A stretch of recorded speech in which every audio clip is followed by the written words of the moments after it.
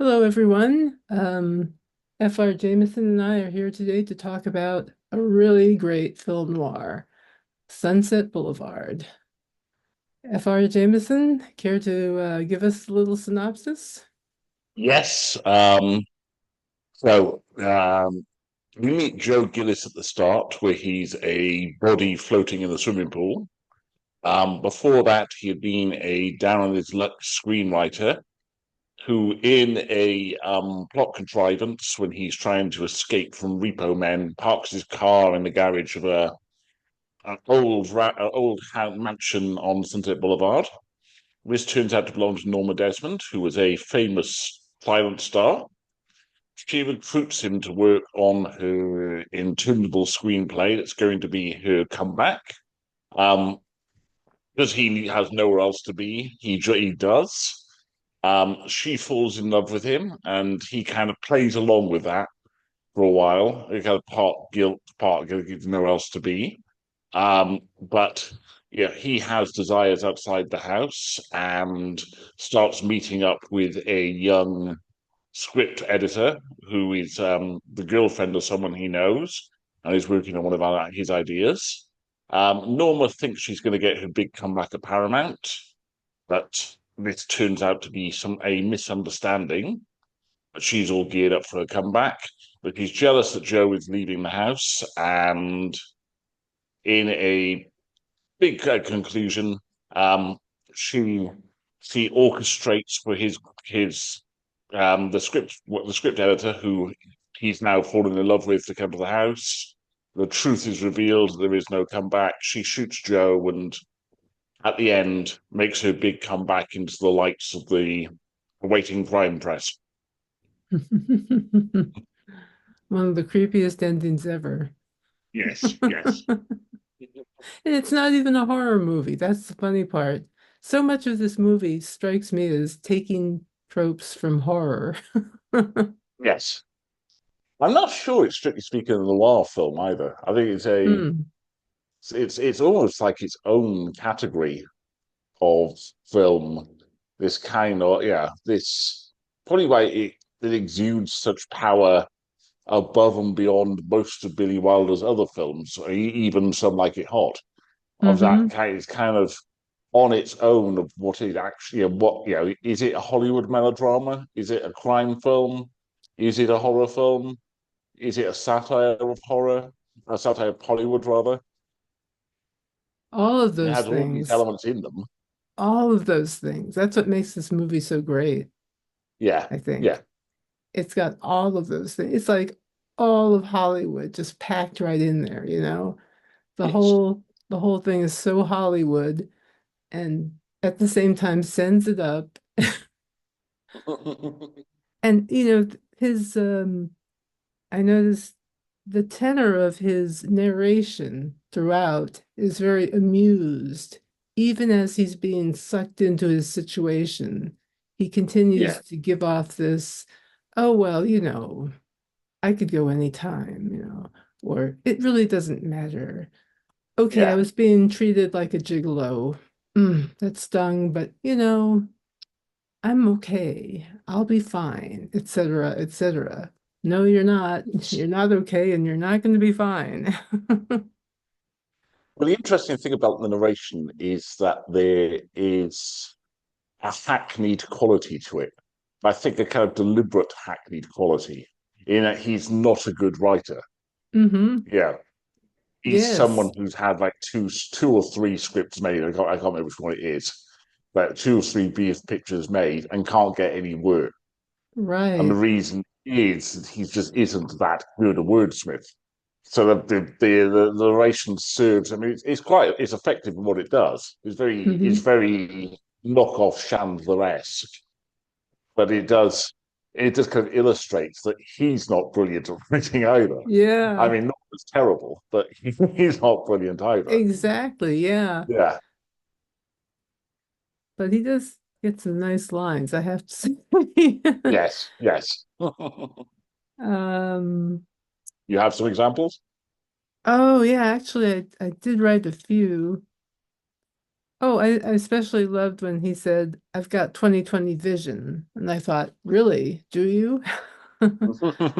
Um, he said something like, how did you know I was going to stay this afternoon after they move all his stuff in? It's like, Yes.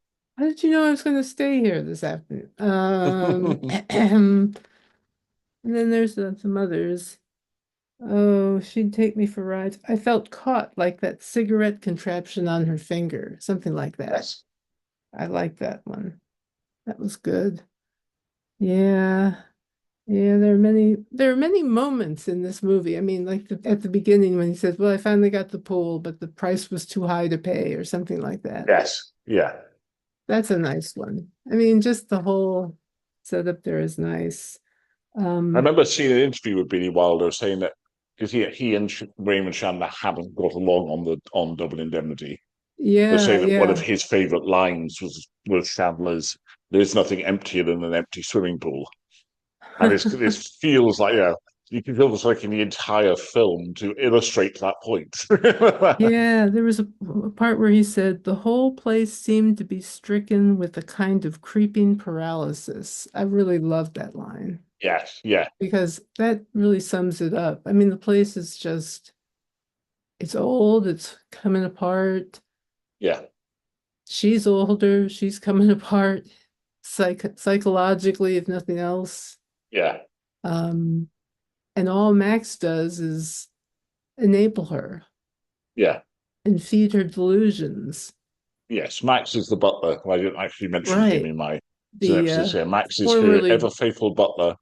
her ever faithful butler who also happens to be her ex-husband, who also happened to be one of the quote top three directors of the early days. Yeah. Well, I mean, it's the kind of it's where it gets meta, was when he says, It does. Yes, it does. he's the director. Eric von Stroheim was a silent film Exactly. director who directed Exactly. Gloria Swanson, who's playing Norma Desmond, and the scene you see in the projection room is just from an abandoned film, is directed by Eric von Stroheim. Yeah, yeah. So Yeah. it's very, very meta, very much Yes. so. Yeah. I mean, right down to having, like Buster Keaton and a couple of other old school types at Yes. the bridge table or whatever. Yeah, so it's the thing with that scene is that Buster Keaton even now is very recognizable, and the other Oh two you have to yeah. look up who they are. It's funny. It's funny that, yeah, I mean, after all Yeah. this time, he's very recognizable. It's a Yes. sign of a classic. Um, let's see. What else can we say about this movie? Oh, I love the reference to the wheezing organ, like the whole Yes. house has emphysema or something. And like this house is just diseased, The rats are crawling around in the empty pool, and it's why am I Yeah. here? Well, I have to hide out somewhere. They're after my car. Well, it's a cruel joke. Well, cruel joke. That's not it. It's the dark joke when he comes to the house and he so parks his car in the garage, and Yeah. Max the butler immediately ushers him inside with your rate or what have you. So he sort of follows, which I would do to be fair. That's the way I'd probably go. Okay, Yeah, yeah. I'll just go with this. And I had to He's there because the monkey has died. hmm Norma's pet monkey has died, and she thinks he's an undertaker who's going to make a coffin for this monkey. Yeah, that is just a hilarious part. I mean, it's just Yeah, when the first time I saw it, I was like, oh my God. yeah, And I loved when he said, perhaps he was the great grandson of King Kong or something like yeah. that. I was like, oh my God. Great line there. But yeah, I mean the death of a monkey. When Max says, if you need any help with the coffin, just let me know. I was like, whoa, Yeah. this is turning grim fast. Well, this other thing Yeah. doesn't he make a reference later on to the organ grinder? And it's kind of like almost like he's replacing the monkey. The Huh. monkey is gone, and now he's Wow. arrived to replace the monkey. Oh my gosh, that's a great Yeah, point. Great yeah, point. I like that. Yeah. Yeah, they go so far as to move his stuff into that room over the garage. And then he loses the car, and that's the moment when he's really kind of that's like an act break right there. That's where you go, oh dear, Yeah. something bad is happening here. And then Again, she it's a starts, very LA Chandler-esque thing that your car is this yeah, essential that it's a very you don't LA thing. necessarily you wouldn't get you wouldn't do that in a New York set film, for example. You don't have your car in Manhattan. What are you going Yeah. to Take a do? subway, take a cab, anything. Yeah, Yeah. yeah, Yeah, it's you have options. Yeah. yeah. So, yeah. And then it was right after that that they were out for a ride, and he said she'd take me for rides as if like he were her son or something, Or her pet. or her pet, or her Yeah, pet. Thank you. Yeah. yeah. And then criticizing his clothing. I was like, "Jeez, you are pushing it, lady." And then the guy is then basically says, "Well, if the lady's paying for it, why not get the most expensive one?" Oh, awkward moment. But he maintains this breezy sense of humor throughout it. It's funny. It's Yeah. like he just wants to keep ignoring what's going on. Yes, I mean, although yeah, maybe it's you know a bit about how William Holden actually lived his life. I always feel there is a even in his breeziest roads, there's a certain darkness to William Holden.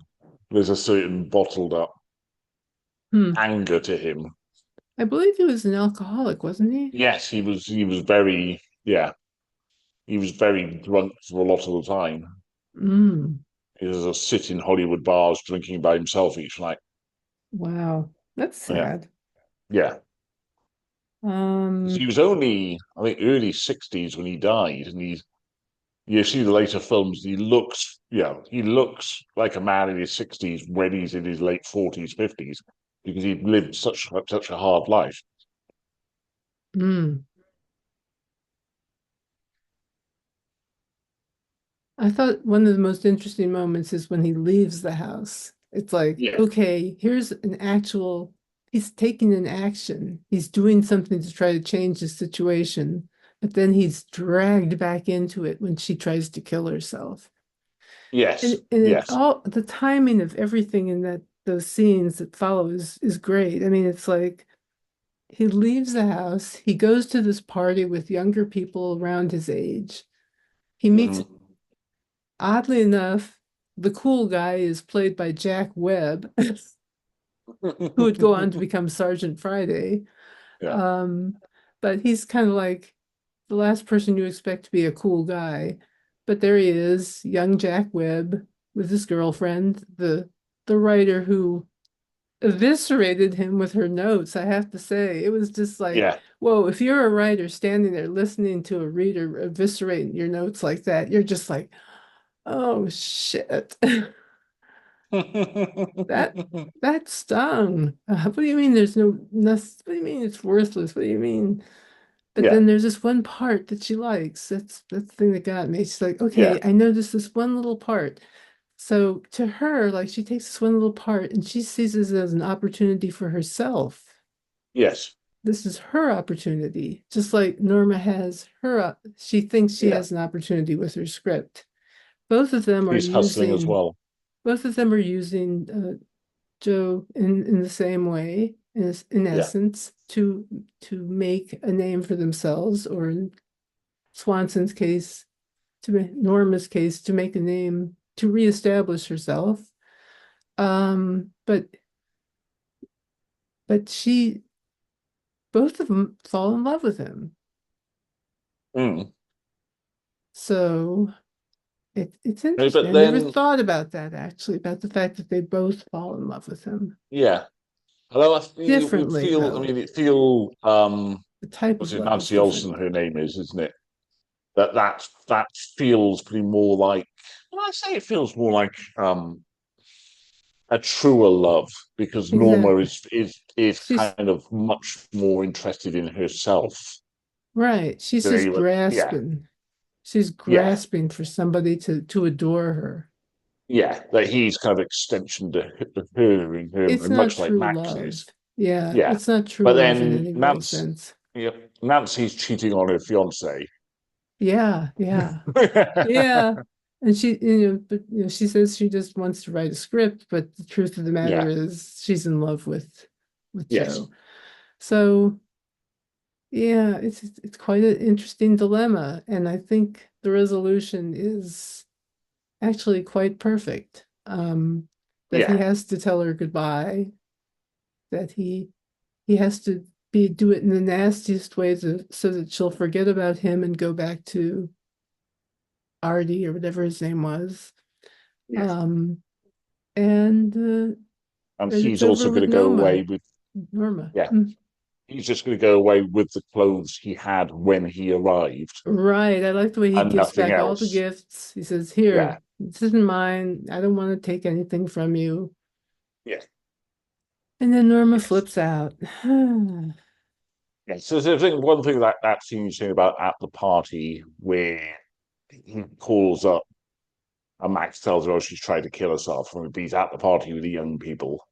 Mm, And if there is a if there is a sort of off note in the film, it's the very flirtatious chat he and Nancy have at that party. It always strikes me as a bit odd. It's so full, they're acting out parts in the script, but it feels so full on flirtatious with her boyfriend, his best friend, right there. in the very next room. Yeah, that seems to be sort of tempting fate, doesn't it? Yeah, But Billy Wilder just loved a sex joke, and so yes, he does. Yes, so yeah, it's really hard to say, but yeah, he was definitely trying to foreshadow something there, very yeah. obviously. Some pretty obvious foreshadowing. Maybe not even subtextual. Yeah. No, no, it's not. It's not a subtle hint of what's coming. Yeah, I've seen it done more subtly, yeah. Okay. yeah, Oh, and then oh yeah. There's a part where he sees him at Schwab's and says he's quitting writing. yes, That was like, oh, that's like an all is lost moment almost. You're heading straight to an all is lost moment yes, at that point. I mean, this guy's just given up. But I thought it was sad. I thought the whole thing with DeMille was sad. Sad is he like says, don't even bother with the car because all they yeah, wanted her for was the car. yeah. So This that's guy who just kept so to calling say, from the studio yeah. wanted the car, and he's like, just forget about the damn car. I'll buy you a car.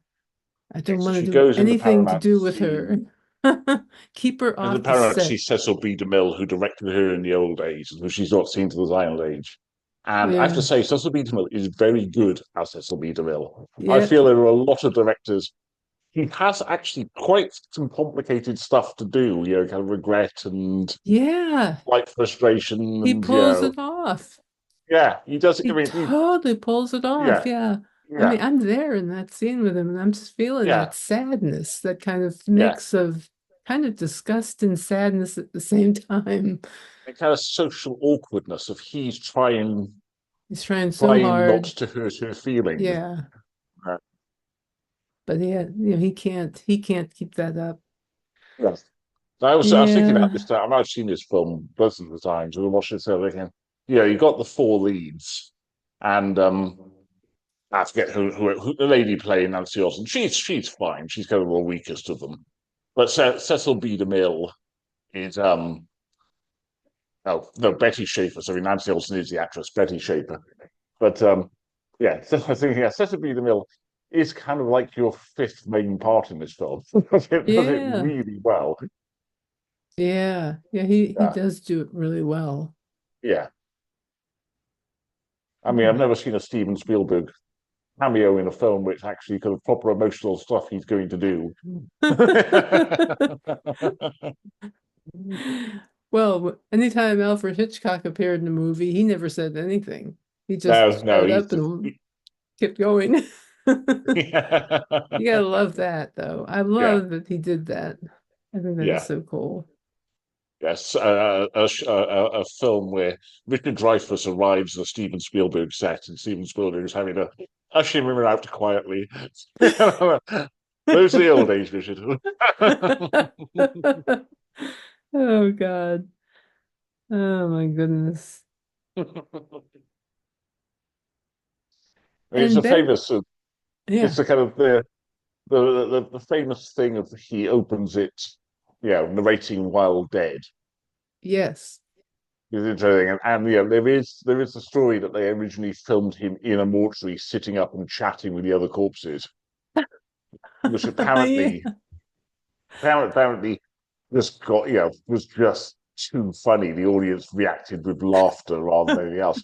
And I don't, as far as I can see, that footage doesn't exist, which is a shame. As I would love that as a that would special be so edition. cool. But the special features on DVD, Blu-ray, that footage put together.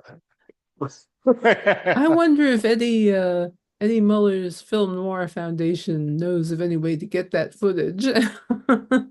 I've seen stills of it. I have a suspicion the footage itself was probably Paramount just chucked it. I mean, why are they going to keep I cut off bits? I mean, suppose. That's too it's like bad. 30 years away from video, let alone DVD.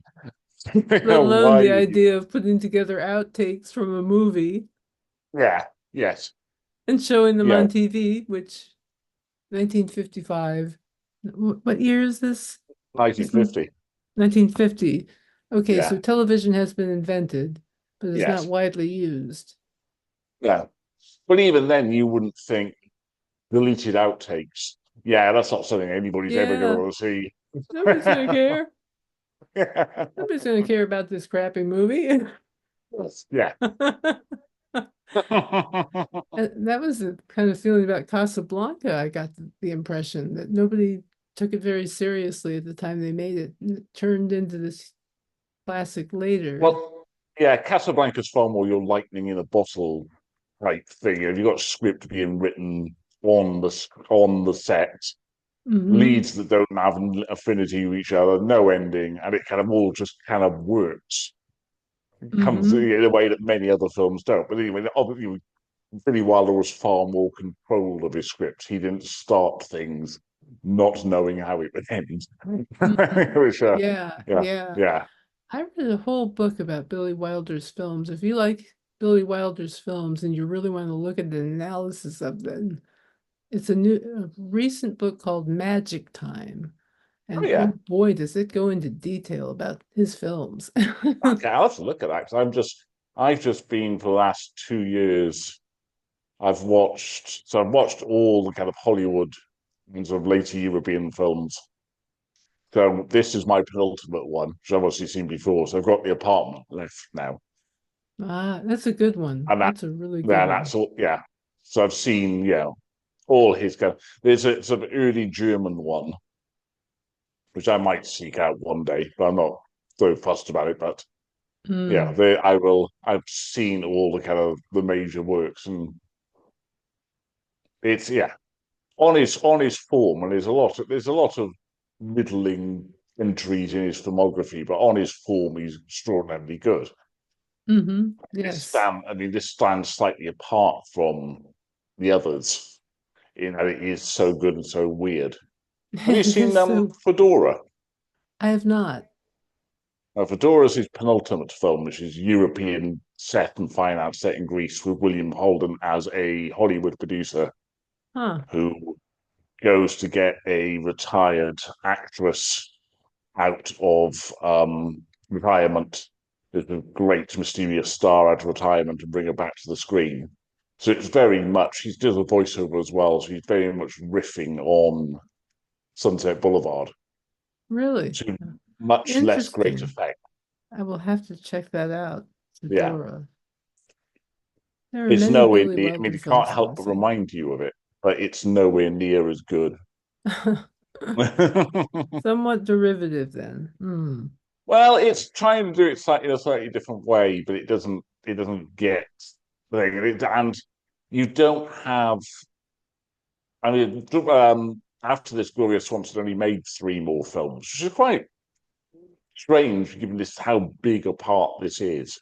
Hmm. And it makes me realize how perfectly cast she is in this, that she gets how to play this part, that it is an incredibly big performance. Yeah, It isn't in any way naturalistic, but it feels entirely real at the same time. I know, I Yeah. know. It must have felt very strange, Yes. I would I mean, she think. was, I mean, people, there was a kind of conflation of her and Norma because she was a silent star whose career ended, but she'd gone to New Right. York and become a stage and radio actress. So She wasn't a has-been in the she sense wasn't a of, has-been. She wasn't sat in a mansion going, yeah, the decaying. screen got small, I'm still big. Yeah. By that point, you're jobbing Great actress. line. It's the pictures that got smaller. Yes, we had faces back then. Um, oh, thing that really caught me this time was the way Betty gives him an out. I mean, she says, "Come on, get your stuff. Come with me. I'm breaking up with Artie, blah, blah, blah." Yeah. It's practically like she's inviting him to change his life Yes. for the better, but he's kind of think, I guess his thing is, look, if I couldn't cut it on my own, I can't cut it with you either. Yeah. Yeah. That I think that kind of is what it comes down to. He really just has decided, as you said, that he's just not fit for this. That he was Yeah. really quite fit for whatever he was doing in Akron, Ohio, or wherever. Maybe it was Dayton. I think it was Yeah. Dayton, Yeah. Ohio. So, really he belonged on the copy desk at Dayton, Ohio, or whatever he was up to. So he was ready to do that. He was ready to accept that. Yeah. Kind of an interesting thing there, to step back from all of this grandiosity of Hollywood and just say, look, I'm just going to go live a normal life somewhere Well, I think and there's a be kind of perfectly happy. he's kind of almost punishing himself. It's a kind of like his morality coming forth that he he he he can't take the Hollywood thing anymore and Hmm. just wants that simpler, quiet life elsewhere. Seriously, yeah. I mean, it's pretty intense. Back then, those guys had control of the whole business, and it's kind of like looking at the dying version of Hollywood, at the same Yes. time, looking at it in retrospect. Yeah, I mean, even 10 years from this, when this film is made, the studio system doesn't exist in that way anymore. Exactly, There's yeah. much more independent films and You no longer theoretically, have the squads of readers or whatever. I don't know how they do it now. I guess everybody yeah, production company has their own readers, their own. yes. There's a whole setup. Yeah. Managers have their readers, and that stuff like that. Um, It's not the conveyor yeah, belt in the studios it once was. it's not the conveyor belt exactly. Yeah, Um, there's a lot more money at stake too. And then of course there's streaming now, which complicates everything. yes, yes. Oh, it just never stops, I'm telling you. Um, and even in death, he doesn't lose his sense of humor. He describes himself as being beached like a baby whale and calls them heartless so-and-sos, which I thought was kind of funny. Heartless so-and-sos. Hmm. And then even after Any she other notes? shoots him, he feels sorry for her. Yeah. I I thought that mean, there was, is. You could subtitle it "The Tragedy of Norma Desmond." I think by the end, when her mind has gone and she's sort of marching down the stairs. I think yeah, there is a sympathy in the film, but there that is. it's come to this. There is.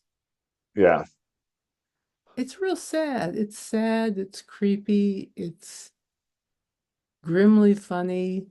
yeah, Grimly funny the way everybody's like positioned on the stairs too. They're all just standing there like, I'm not moving as she Yes. comes down. Like, let's not disturb this moment at Yeah. all. All Yeah. attention has to be on her. Yes. Don't move, don't breathe. Who knows what she'll do? Yes, Uh, it is utterly unrealistic, but yeah, works perfectly. it's stagey, Yeah. it's Hollywood, it's like choreographed, and yet at the same time seems just right. Yes. Yes. It just evokes all sorts of feelings that just really Well, this is one of gives my the favorite advance films. So punch. they're one of my favorite films. I'm very happy that, even though I'm not entirely sure it's film noir, I'm very happy to talk about it. Oh yeah. Yeah. Well, I think it is film noir with a lot of other influences. Yeah. So I'm willing to give it the film noir designation. Yes. But film noir, but with a lot of horror tropes, a lot of satire, a lot of Hmm.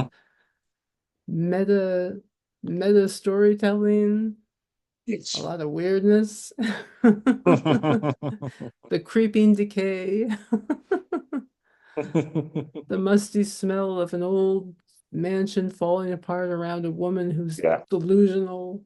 Oh, so sad. Sad and Yes. yet strangely compelling to watch. Yeah. Sad and wonderful. Sad and wonderful, yeah. Yeah. Absolutely a great pick. Yes. So Yes. thank you. What shall we do next time? Should you do Brighton Rock? Let's do Brighton Rock. Yeah. Brighton Rock. Some Graham Greene, right? Am I Yes. right? Yes. Yeah, Yes. Brighton Rock. The cynical Graham. Yes. Very cynical. At his most cynical, I think. Yeah. My goodness, how cynical. Yeah. And how much I wanted to slap that girl and just say, would you wake the hell up? Well, I can't wait to see this again so I can Yes. get pissed off at her all over again. I guess. I don't know. We'll see. That was like the only time I've seen it, like the one time I've seen it. So this will be the second time I've seen it. Okay. So let's see if I hope I notice anything new and different because I think I wrote a Maybe review you about like her. it. I'll probably like it. Yeah. I Maybe liked you it the like her first this time. time. I'm pretty sure I liked it. I'm pretty sure I gave it at least 4 stars, if not five.